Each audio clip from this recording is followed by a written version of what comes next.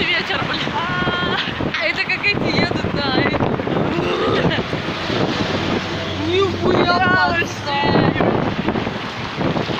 Что я? Полная подстава. Я ни хрена не вижу. Да-да-да-да. Крещенко переходит границу, как крутой пацан. О, ну да. Ну ебать, напылил как. Со столом мы поближе. О, пошлите. Что? Ну что? Чем стала камеру светов? Знаешь, как это? Надеть сюда. Не снимай. Ветер дует. Да.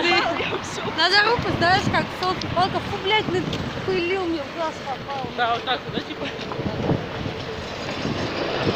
Ребят, смотри на меня.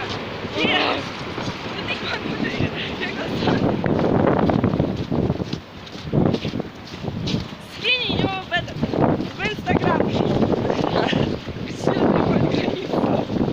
в Ютуб скину.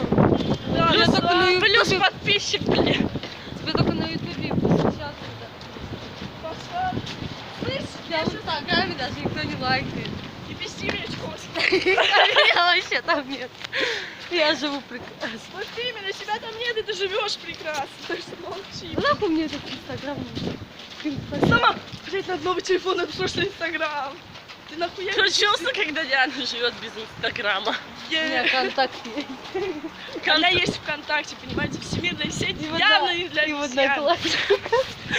Диана есть в Одноклассниках. Диана, Я я решил решила взять у вас выебнуть. интервью. Я пароль забыла.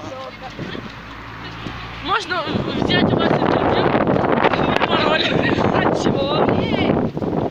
Я напою.